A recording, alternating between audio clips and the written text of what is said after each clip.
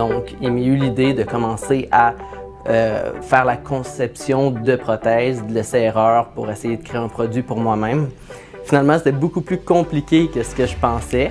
Je moule des gens, des vrais gens vivants, et je crée des outils en fait à partir de la reproduction de corps de vrais gens.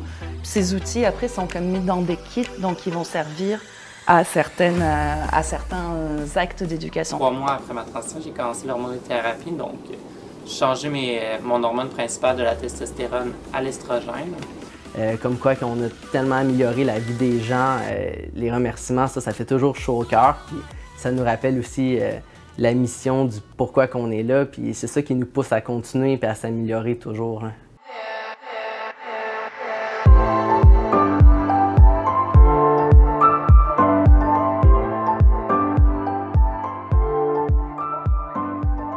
Banal Prosthétique est une entreprise qui se spécialise dans la fabrication de prothèses, principalement auprès des personnes trans. Donc, c'est vraiment des prothèses, c'est dans le but d'aller combler le membre manquant. D'accord. Puis l'idée de partir cette business-là, t'es venue comment? Bien, en fait, en toute transparence, il y a une dizaine d'années, j'ai moi-même fait une transition de genre. Donc, à la naissance, je suis née en tant que femme. Donc, j'ai fait une transition pour me conformer au genre qui était dans mon esprit, qui se trouve être le genre masculin. Donc, j'ai eu recours à l'achat de prothèses d'affirmation de genre. Pour se procurer ces prothèses-là, avant, c'était juste disponible soit aux États-Unis, soit en Chine, donc toujours à des coûts exorbitants. Il faut prendre en considération que quand on commande à l'étranger, on a des frais de conversion de devises, on a des frais de douane et il y a des frais de livraison, en plus d'être un produit spécialisé, donc qui a des frais à débourser pour cela. Donc, je me suis rendu compte que c'était vraiment pas accessible à tout le monde. Donc, il m'est eu l'idée de commencer à faire la conception de prothèses, de l'essai-erreur pour essayer de créer un produit pour moi-même. Finalement, c'était beaucoup plus compliqué que ce que je pensais, mais à force de persévérer, ben, j'en suis parvenu à créer des produits qui ont été, en fait, à vrai dire, au-delà de mes attentes. Donc, je me suis dit, pourquoi pas offrir ça à un public plus large pour permettre justement l'accessibilité locale aux gens d'ici.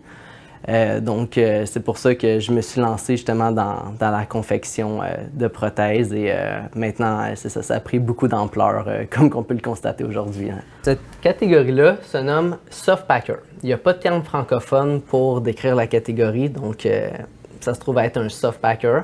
Ça se trouve à être un phallus au repos, tout simplement pour porter dans le sous-vêtement et vraiment aller créer, en fait, former la bosse, former la forme du membre qui est manquant. C'est très confortable à porter, c'est très souple en fait, donc avec beaucoup de réalisme toujours. Un soft packer, ça va se porter avec un sous-vêtement spécifique pour la prothèse. Je peux vous montrer ici. On a tout d'abord notre jock. Notre jock qui se trouve à être, dans le fond, un petit harnais. On peut simplement mettre la prothèse à l'intérieur. Ça va maintenir la prothèse en place et on peut mettre notre sous-vêtement par-dessus, tout simplement. Sinon, pour les gens qui veulent vraiment avoir juste un sous-vêtement, pas d'harnais en dessous, on a aussi ici notre sous-vêtement qui est en bambou, qui lui va avoir une pochette et un anneau à l'intérieur qu'on va pouvoir aller glisser la prothèse dedans. Fait que ça va maintenir la prothèse en place toute la journée, puis on n'aura pas peur de la perdre en marchant. Ou... que ça glisse le long de la jambe, etc. Exact. Mon nom, c'est Magali, puis je suis la personne qui suis en arrière du projet Sex7+, donc qui existe depuis 4 ans à peu près, je pense, c'est depuis 2008. Et donc l'objectif du projet, en fait, c'est de documenter les génitalités, puis de faire des outils pour les professionnels de la santé puis de l'éducation à la sexualité. Parce que, aussi surprenant que ça paraisse, ça n'existait pas.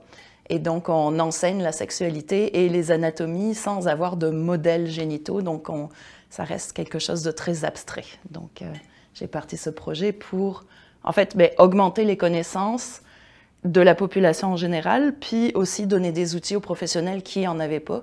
Il faut savoir qu'on apprend encore l'anatomie sur des livres qui n'ont pas les anatomies complètes, notamment au niveau des anatomies femelles. C'est encore pire au niveau des anatomies trans ou intersexes. En fait, on manque beaucoup de connaissances puis de représentation. Et donc, les gens travaillent avec du matériel incomplet. Et je moule des gens, des vrais gens vivants, et je crée des outils, en fait, à partir de la reproduction de corps de vrais gens. Ces outils, après, sont comme mis dans des kits, donc ils vont servir à certains actes d'éducation. Par exemple, il va y avoir des pénis circoncis puis non circoncis pour pouvoir apprendre la différence. Il y a des kits de 5 vulves différentes, donc qui permettent en fait de voir comme la différence qui existe d'une vulve à l'autre. Il y a des organes de personnes qui ont eu des chirurgies d'affirmation de genre ou qui ont commencé une thérapie hormonale. Dans les prochains mois, en fait, je vais aller mouler des personnes qui ont eu des excisions, des infibulations, puis des reconstructions génitales. Puis à terme, j'aimerais beaucoup aussi avoir des organes de personnes intersexuées. L'idée, en fait, c'est de vraiment créer une base de données sur les génitalités, donc qui représente la diversité de ce qui existe. Donc, il y a une partie du projet qui consiste à faire des outils concrets, manipulables pour les professionnels. Puis, une autre partie du projet sur laquelle je travaille en ce moment, c'est de créer une base de données en ligne qui soit accessible par tout le monde. En fait, initialement, c'est moi qui sculptais des modèles. Donc, vraiment, tout est... En fait, ce qu'il faut savoir, c'est que tous nos produits sont faits 100% à la main. Initialement, comme que je disais, c'était sculpté à la main. Mais là, au fur et à mesure que l'entreprise se développe, les clients nous poussent aussi à aller vers le réalisme. Donc, pour avoir du réalisme, il y a certains moulages qui sont effectués sur des vraies personnes. Donc, de là, pourquoi que nos modèles sont si réalistes. Moi, je m'engage auprès des modèles à ce que les outils soient uniquement utilisés dans un contexte éducatif ou médical. Donc, les outils, vous n'allez pas les trouver sur Amazon, vous n'allez pas les trouver dans un sex shop ou nulle part. C'est uniquement vendu sur soumission et j'approuve chaque vente que je fais. Donc, il faut que la personne me prouve qui elle est, dans quelles circonstances elle travaille. Puis, si ce n'est pas quelque chose avec lequel je suis à l'aise, je vais juste dire non. Donc, il y a un processus de respect puis de consentement avec les modèles. Mais on a des prothèses qui sont faites vraiment pour combler le membre manquant au quotidien, mais on a aussi des prothèses qui sont spécialisées pour les relations sexuelles. Et par le fait même, ayant l'expertise justement des produits, de la confection de produits en silicone, on a aussi fait certains modèles de sextoys qui sont vraiment pour le grand public. Ça se trouve à être une catégorie qu'on appelle Hard Packer. Donc, ça, comme on peut le constater, c'est des prothèses qui sont en érection, donc plus principalement pour les rapports sexuels. Cette prothèse-là va être portée avec un boxeur comme celui-ci. Ce boxeur-là, il y a un anneau de silicone qui va faire en sorte qu'il va maintenir la prothèse en place durant la relation. Ce qu'il faut savoir, c'est qu'il y a plusieurs gens qui sont comme « Ah, c'est pas naturel pour moi de faire l'amour avec un boxeur ». Mais pour une personne trans, généralement, ils vont préférer le boxeur à un harnais parce que le boxeur va faire beaucoup plus naturel. Eux, pour la majorité des gens, ça va permettre de juste faire en sorte qu'on sort le pénis par l'ouverture du boxeur tout simplement. Fait que ça va faire plus naturel qu'un harnais en cuir ou quelque chose comme ça. Et une innovation qu'on a créée, en fait que j'ai créée, ça se trouve à être la sensation qu'il y a derrière. Ce qu'il faut savoir, c'est qu'une personne trans qui est sur hormonothérapie, qui prend par exemple de la testostérone, le clitoris va grossir. Ça va prendre la forme d'un micro-pénis.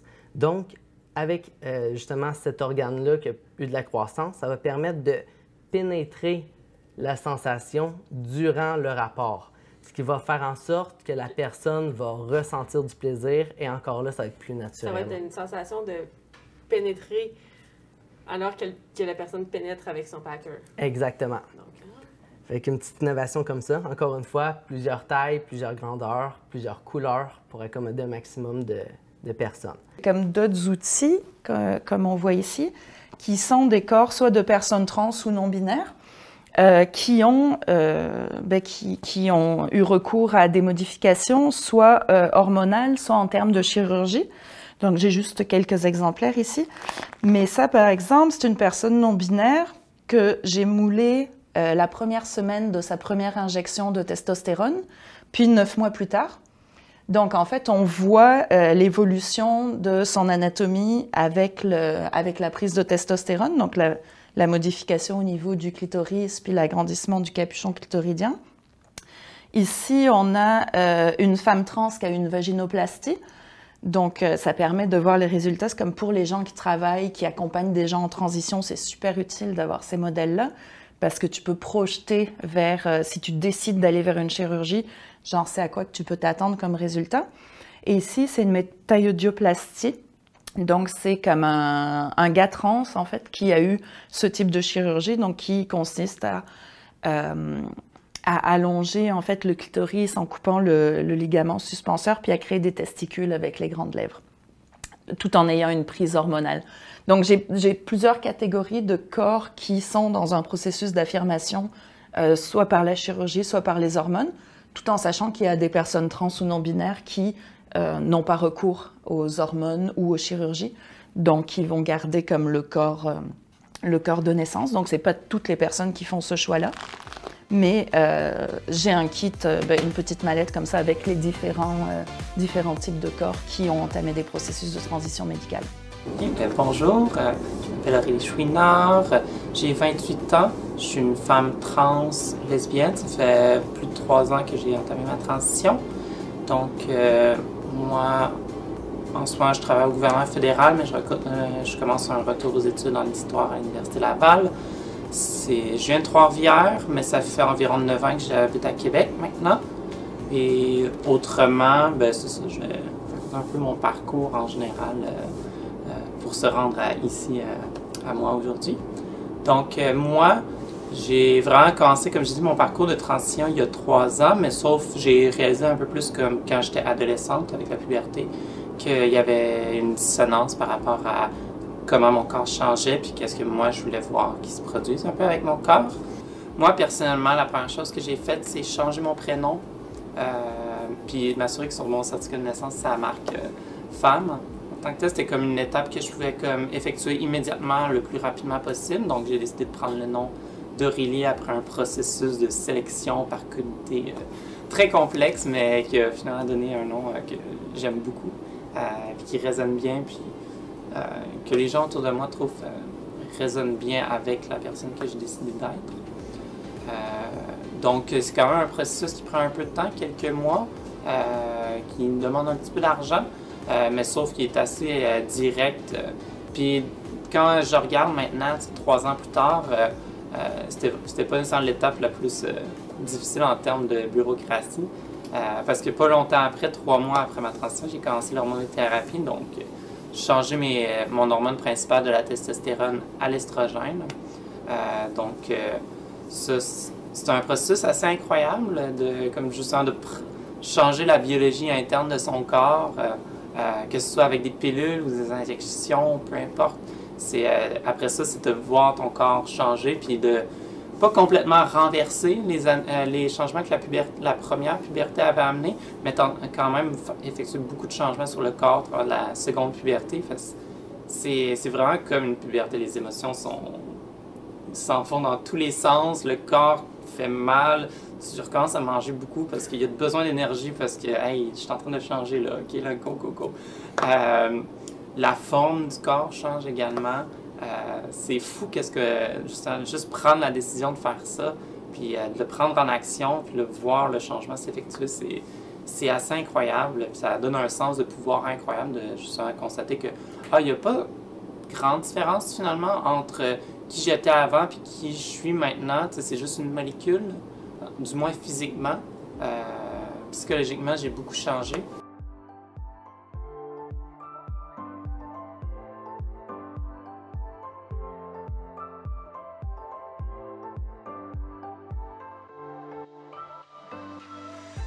Toutes les 2-3 mois, je vais écrire aux gens qui ont acheté les outils, puis dire « OK, comment vous les utilisez? C'est quoi la réception de votre public, etc. » Puis d'avoir les commentaires. Le dernier, c'était la semaine dernière, j'ai reçu un message de quelqu'un qui est aux États-Unis dans une école alternative et qui dit « Moi, j'ai un jeune trans dans ma classe qui considère comme d'entamer des processus de transition. Il dit « Moi-même, en tant que prof, je suis trans. » Puis là, je pensais jamais trouver des outils, tu sais, comme pour accompagner ce jeune-là. Il dit, j'ai été chercher sur Internet, puis là, j'ai trouvé vos outils, tu sais, puis il dit, mon Dieu, tu peux pas savoir c'est quoi que ça veut dire que je vais être capable d'accompagner ce jeune, puis à quel point j'aurais aimé, moi, pouvoir être accompagnée, puis avoir les outils.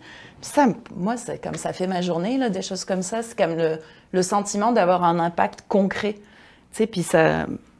Ben c'est ça vient pallier à un peu toutes les difficultés d'avoir un projet non financé, tout seul, que tu travailles 7 jours par semaine et tout, mais tu sais pourquoi tu le fais. Puis c'est dans les écoles, c'est dans les commissions scolaires. C'est sûr que de voir le résultat, de voir quand un client vient chercher sa prothèse ou même en ligne, les commentaires, les reviews, les feedbacks qu'on reçoit, comme quoi qu'on a tellement amélioré la vie des gens, les remerciements, ça fait toujours chaud au cœur. Puis ça nous rappelle aussi la mission du pourquoi qu'on est là, puis c'est ça qui nous pousse à continuer et à s'améliorer toujours. Hein. Est-ce que tu as des exemples justement de commentaires comme ça qui t'ont vraiment fait du bien là, à toi? Des exemples, c'est dur à dire parce que, puis tu sais, je veux pas avoir l'air à me vanter quoi que ce soit, mais c'est vraiment fréquent qu'on reçoit des commentaires positifs, puis c'est toujours comme « Ah, vous avez amélioré ma vie, vous avez comme… » Souvent, ce qui revient beaucoup, c'est « Vous avez grandement amélioré la confiance en moi. » Il y a des gens qui étaient énormément isolés et qui maintenant, vu qu'ils ont une prothèse, c'est sûr que ça va toujours rester une alternative. Là. Nous, on comble le membre manquant, mais ça reste, ça reste du silicone, c'est pas du réel, mais juste le fait de sentir qu'on a un membre qui est comme… un membre artificiel, oui, mais qu'on a un membre qu'on n'a pas eu auparavant puis qu'on aurait été censé être, bien, pour beaucoup, ça améliore énormément leur confiance puis leur qualité de vie. Ils se sentent plus complets. Exact. Et si on va aussi dans la portion où c'est les prothèses qui sont plus utilisées pour les rapports sexuels, bien, il y en a beaucoup qui disent que ça a grandement amélioré leur vie de couple et ça fait une grande différence dans leur vie. Là. On a par exemple ici. Ça se trouve à être un peu comme un soft packer, donc la même chose que nos produits duo, mais avec un petit ajout supplémentaire. On a ici un entonnoir. Donc, c'est une prothèse avec laquelle on peut uriner debout. Communément parlant, on appelle ça un stand to pee. Donc, ça l'aide vraiment beaucoup. Beaucoup de personnes qui ont une dysphorie à ce niveau-là de ne pas être nées avec cette fonction-là, ben, on a cette alternative-là qui existe. Par la suite, je vais vous montrer une autre catégorie très intéressante. Ici, on a un stroker. Ce qu'il faut savoir, c'est que souvent, une personne trans ne sera pas forcément à l'aise de toucher ses organes génitaux pour aller se stimuler parce que, en fait, c'est juste pas naturel vu que c'est pas le bon organe qui est là. Donc, nous, on a créé un masturbateur. Donc, toujours, si on reprend l'exemple de tantôt que je donnais avec la croissance du clitoris, on peut insérer le clitoris à l'intérieur, on fait une petite succion et on va chercher vraiment un mouvement de masturbation qui est beaucoup plus naturel. Donc, une autre petite innovation fort intéressante qu'on a. J'ai déjà des gens qui sont venus chez nous juste pour dire « Moi, j'envisage telle affaire. Est-ce que je pourrais venir regarder tes modèles? » Parce que les gens envisageaient comme des transitions ou des opérations et n'avaient pas eu accès en fait à des modèles. Puis souvent, c'est comme les seules représentations, c'est dans la pornographie. Puis c'est pas vraiment un bel espace en fait pour prendre des décisions en lien avec sa santé. Puis il n'y a rien de mal avec la pornographie, mais c'est un espace qui n'est pas le même que celui de prendre des décisions par rapport à son corps. Donc, tu vois, c'est comme, on arrive à des outils comme ça, mais donc, entre la sculpture d'origine, puis ça, c'est comme, il y a vraiment beaucoup d'étapes, donc je passe beaucoup de temps à travailler sur les modèles, donc oui, je sais qui est chaque personne. Mais en fait, je reconnais le corps des personnes parce qu'il y a énormément de différences, puis à force de les voir, c'est comme, par exemple, entre ces deux personnes, c'est comme les différences sont vraiment marquantes. Puis, parce qu'en arrière, c'est important de savoir qu'il y a des personnes. C'est comme chaque modèle, en fait, vient avec un descriptif qui est donné. Donc, moi, en fait, je respecte toujours l'identification des modèles, puis son identification de genre, puis ce que la personne a à dire par rapport à son corps, puis son rapport à son corps, son âge, son historique médical. Donc, en fait, c'est comme les outils ne sont pas désincarnés, c'est comme ils restent attachés à une personne qui a une vie, un vécu, puis un rapport à son corps. Donc, tous les outils viennent systématiquement avec ce genre de petites fiches. Initialement, j'ai démarré ce projet-là vraiment dans un but de permettre l'accessibilité locale, l'accessibilité aux gens du Québec de se procurer des prothèses parce que le besoin était là et d'ailleurs, il est grandement présent encore aujourd'hui. Mais comme en fait, l'entreprise a juste été au-delà de mes attentes parce que, je ne sais pas si vous voyez dans le plan derrière moi, mais on a une carte du monde ici. Et en 2 ans d'existence de l'entreprise, on est maintenant rendu présent dans 52 pays à l'international. Donc, nous, en fait, c'est ça, dans nos valeurs, c'est vraiment d'offrir des produits de qualité aux gens avec la plus grande qualité de silicone sur le marché. Donc, c'est vraiment important pour nous. Fait que des fois, il y a des clients à l'international qui viennent principalement pour cette expertise-là. Et aussi, comme je disais, au niveau de la variété. Puis il y a certaines innovations qui n'existent pas à l'international que nous, on a ajoutées à nos produits.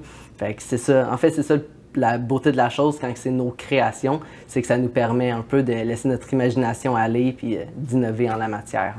Bien, au niveau des professionnels, on parle plus au niveau des psychologues, des sexologues qui travaillent auprès de la communauté. Pour eux, ça a été un soulagement parce que ça leur permet justement d'offrir une alternative à leurs patients. T'sais, eux, moi, je ne suis pas dans le bureau quand ils sont en thérapie et tout ça ou en démarche avec leurs clients, mais il y en a beaucoup qui arrivent dans détresse puis que des fois, leur démontrer que justement, ils ont une alternative, que c'est possible pour eux d'avoir une prothèse pour aller combler le besoin et tout ça, des fois, c'est ça qui fait toute la différence. Puis ça offre un soulagement pour tout le monde. Donc, en fait, le fait d'avoir, comment je pourrais dire, d'avoir accès à une entreprise comme la mienne, ça a énormément aidé les professionnels de la santé dans leurs ressources et tout ça. Bien, en fait, le gros projet, c'est vraiment de créer la base de données génitale. Donc, il va être un site web sur lequel, comme tous les modèles que j'ai moulés vont être rendus disponibles en 3D et vont aussi être à terme téléchargeables et imprimables en impression 3D. C'est dommage, je n'ai pas amené de modèle, mais en fait, c'est comme tous ces outils-là ont été scannés en 3D et on peut les imprimer. Donc, en fait, c'est rendu de plus en plus accessible, l'impression 3D. Et il y en a à la bibliothèque, il y en a... Et donc, parce qu'en fait, les produits que je les fais à Montréal, avec les coûts que ça implique de faire quelque chose en Amérique du Nord. Ce qui fait que le coût de ces produits-là est trop élevé pour des gens qui, mettons, travaillent dans des organismes à but non lucratif, mettons, comme au Congo, tu sais, comme ou dans d'autres pays où comme la monnaie est moins forte. Donc, il y a un vrai problème d'accessibilité. Donc, une des façons en fait de rétablir l'accessibilité, c'est que je fais une échelle de prix différenciée. Donc, c'est-à-dire qu'un organisme à but non lucratif ne paye pas la même chose qu'un professionnel de la santé qui vit dans un pays du Nord, qu'une institution comme un hôpital ou une école. Donc, j'ai 3 échelles de prix. Donc, ça permet de rétablir un petit peu d'équité dans l'accès. Mais le véritable objectif, en fait, c'est de les rendre imprimables en 3D. Donc, les gens qui n'ont pas le 200, 300 piastres et plus que ça prend pour acheter les outils, bien, vont pouvoir à moindre coût, en fait, l'imprimer en 3D. Donc, l'idée, c'est vraiment comme de créer une base de données qui soit vraiment accessible et que ce ne soit pas juste les gens avec de l'argent dans des pays du Nord qui puissent se payer. Donc, ça, c'est vraiment la grosse partie du projet et sur laquelle je travaille. J'ai dû arrêter parce que je manquais de fonds. C'est un projet à dizaines de milliers de dollars d'investissement. Au niveau des prix, on essaie d'être le plus abordable possible, bien que la matière coûte énormément cher et que aussi tout est fait à la main. Pour nous, dans nos valeurs, comme que je le disais précédemment, c'est d'accommoder un maximum de personnes et ce, sans négliger la qualité de nos produits. T'sais, je vois que tu as des modèles de seins aussi. Dans le fond, c'est oui. Personnes trans. Les deux, là. Oui, exactement. Dans le fond, on a voulu, encore une fois, élargir nos offres pour tout type de clientèle. On a aussi des femmes trans qui viennent nous voir, qui, eux, ont besoin de formes mammaires. Donc, on offre aussi des formes mammaires. Donc, encore une fois, c'est ça, on agrandit notre gamme de produits selon la demande. Je vois que tu as des couleurs ici, le noir, rouge et bleu. C'est oui. ceux qui veulent des couleurs qui sont pas des couleurs Ben, naturelles ou en c'est fait, pour autre chose? Ça, au niveau de la couleur, c'est on peut s'adapter facilement à la demande. Nous, on n'affiche pas sur notre site web une grande variété. Ben, en fait, on n'affiche pas des couleurs multicolores et tout ça. Mais ce qu'il faut savoir, c'est que si un client fait une demande spéciale, c'est quelque chose qu'on peut tout à fait faire. Pourquoi que les couleurs sont là? Je vais vous montrer. En fait, ça se trouve à être pour un de nos sextoys. En fait, pourquoi on offre du noir, du rouge, du bleu? C'est vraiment pour sortir des clichés, soit des teintes de peau ou des couleurs rose mauve et tout ça, qu'on retrouve trop souvent en sextoys, en sex shop, pardon. Donc, pour notre sextoys, on a vraiment voulu faire des couleurs qui sont non genrées, plus d'ouverture pour tout le monde, en fait. Ouais. Les outils sont en règle générale en couleur vive, parce que souvent, en fait, pour apprendre les anatomies, on n'a pas besoin de réalisme en termes de couleurs. Ça dédramatise un petit peu aussi, tu sais, comme dans des contextes éducatifs avec des jeunes, etc. Il y a déjà, tu sais, c'est souvent la première fois que tu es confronté à des représentations extrêmement réelles d'organes génitaux. Donc, le fait que ce soit en couleur vive, ça aide à alléger un petit peu l'ambiance. Par contre, il y a certains contextes où c'est super important d'avoir des couleurs de peau qui sont réalistes. Et dans ces contextes-là, je vais les faire. Mais c'est des contextes très précis, c'est-à-dire des gens qui travaillent en troubles de l'autisme et déficience intellectuelle, où dans ce cas, il faut que les organes soient d'une couleur de peau réaliste, sinon les personnes ne réussissent pas à avoir une identification avec c'est une représentation de corps. Puis d'autres raisons, ça va être comme des personnes qui travaillent spécifiquement avec une analyse antiraciste, donc des éducateurs et éducatrices qui sont eux-mêmes racisés, puis qui vont avoir comme une analyse là-dessus, puis qui sont capables de porter un discours sur les préjugés racistes qui existent par rapport au corps puis aux sexualités. Parce que si je faisais des organes avec différentes teintes de peau, c'est pas toutes les gens qui sont aptes à venir déconstruire tous les préjugés racistes qui existent. Donc ces préjugés-là, comme seraient sur la table et tout le monde ne serait pas à l'aise ou outillé pour en fait les déconstruire. Donc je veux pas que les outils tombent dans cette catégorie-là. Parce que je déciderai de c'est quelle vulve ou c'est quel pénis qui a une teinte de peau comme plus brune, qui a une teinte de peau comme plus dorée ou comme plus rose. C'est comme tout ça, c'est comme on a trop d'imaginaires qui sont associés à des stéréotypes racistes, donc en fait ça permet de juste pas tomber dedans.